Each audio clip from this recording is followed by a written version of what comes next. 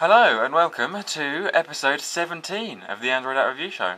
There hasn't been a show for a couple of weeks, I apologise for that, but I've been stuck out in Germany. I was planning on missing out one show because I was going to be in Germany for it. But then, with the problems with air travel and the volcanic ash, I was stuck out in Germany until the following week, so I had to miss 2 weeks of Android App Review Show. I hope you guys didn't miss me too much, but we'll get back into full swing. With episode 17 this week, I would like to have a look at a camera application.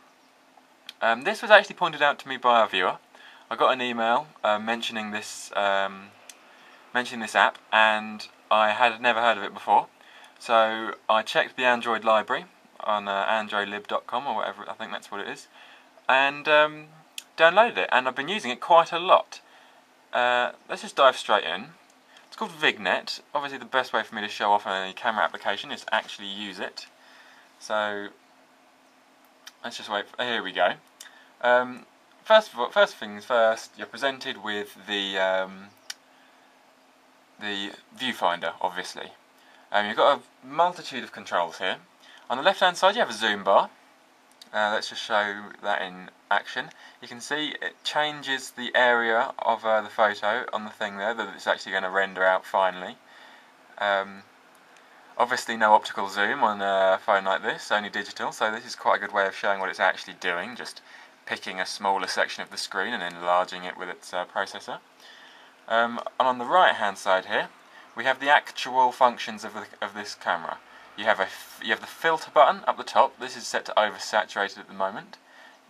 This is the frames one, where it says none there. You can have a frame on the photo. You have the size of the image. 3.1 megapixels is the highest that this will go to. Obviously, on a Hero, you have this 5 megapixel autofocus camera. So it's not making full use of it, but obviously this app does have to cater for different devices. You have a white balance controller and the self timer, so you can that's 2 seconds, 5 seconds, 10 seconds, and then back to 0. Let's have a look at the filters first. There are a lot of filters, as you can see here. We've got the menu. These are just the standard filters. Then you have some menus here. Toy camera, you click into it, brings up a selection of ones that would be used in like a £20 camera that you might buy for your child when it's younger. Vintage, this is quite good. Some different vintage types. Colour highlight, you have lots of options here. Oh, I got an email, pardon me. Highlighting different colours. Lens effects, quite a few. Lens effects quite good. You've got the tilt shift sort of stuff, gradient, standard filters. Apologise for my my focusing camera. Let's drop back in. Here we go. Let's just take a photo first off. It focuses and then takes the photo and processes the preview with the chosen filter. As you can see, this is an oversaturated filter. From this preview, you can select the effects, the frames, rotate the photo. You have a couple more here. Save a copy and share the preview, or share it via Facebook or whatever. This is quite handy because then you can just change the effects here without having to retake the photo. So I can change it to a scary movie filter, which has highlighted some purples and blues. Do a lens effect one. Dreamy is a soft focus effect. There we go, very atmospheric, dreamy photo. Let's add a frame to it. Quite like the dreamy, so let's add a frame. Instant photo frame. There we go, look. That's an instant photo, and then once you're happy with the photo, let's say we're happy with that, it's a bit of a rubbish photo, but hey ho, you click save and close. And there you go. Now you see, because I've got this frame on, it's telling me where in the image that's going to pick up from. So I can select, I can shoot different bits and it will I know exactly what's going to be in shot. As you can see down here, it says it's processing a photo, which is the photo that I've just taken. So it's busy processing that with the power of the hero. Once that's done, we can just drop into my album and you can see the finished product. That's basically it. Obviously here I've got it set as my default camera. It saves in the default places. I turned off the shutter sound because it's annoying. You can touch the screen. High quality preview I've turned off because it makes it quicker to view the photo. Shoot blind. I haven't actually looked into some of these, so I don't know what they would do. Fixed focus, obviously that's self-explanatory. A grid, framed viewfinder, zoom and crop.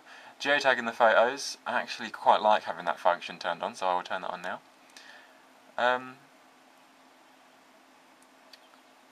It's still processing that photo. At the top here you can see it's acquiring a location. I'm indoors, so I don't know how long it's going to take to do that. Oh, here we go, right. So it's done that. It's done, actually I've accidentally opened up the camera. There we go. There we go, it's done the photo.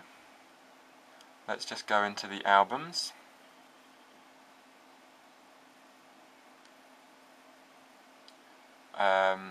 Originally it used to save to this Vignette folder here, but now it saves to the standard camera shots album. And there's the photo in the album. Doesn't look too bad. It's quite a good outcome. It's a 3.1 megapixel image, so it's going to come out quite well when you save it to the computer. And yeah, there's another photo that I took with a different filter. It's quite a very pleasing outcome.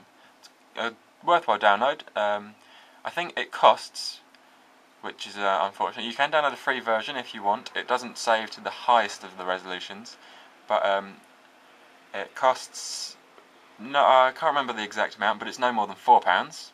It's worth downloading, because you get much better outcomes for your photos. Look a bit more like a professional photographer. So yeah, it's a worthwhile download. Search Vignette in the Android marketplace. Vignette. I recommend downloading it. Well, that's Vignette, the camera app for Google Android. I recommend it. Download the free version first though, to see if it's your sort of thing, but bear in mind that doesn't save to the full resolution capable of the program, so you have to download the paid one for that sort of feature. It's only £2.99 from the marketplace. I just checked. It's good value for money if you ask me. You get very professional looking photos out of that, and £2.99 that's not too much. That's all this week. Oh, also I'd like to try a new little feature. Here's the QR code. This QR code will take you straight to the marketplace. You can pause it here and just do that. Should take you to the marketplace of the free one. This will be for. So yeah, that's good. Let's got that out of the way. As always, some new things this week. There's a Facebook group now, the Android App Review Show. Search that on Facebook, and you should be able to find the group or whatever. You can contact me directly through that group, so you can give me some ideas or tell me that the show's crap, or tell me that the show's good, which would be nice. So yeah, that's a good way to keep in contact. You can give me apps that you want me to review or whatever. You can follow us on Twitter. We've got a new Twitter account, App Review Show, all one word, APPREVIEWSHOW. App Review Show, well, you know how to spell App Review Show. Follow that, all the news will be on there as well. You can email me, tom@coolsmartphone.com. So yeah, get in contact with me, give me an app to review and I'll review it. Next week I'm not sure what it will be on, possibly another app from Trimble. They've got in contact with me. Thanks for watching this week, and I'll see you next week.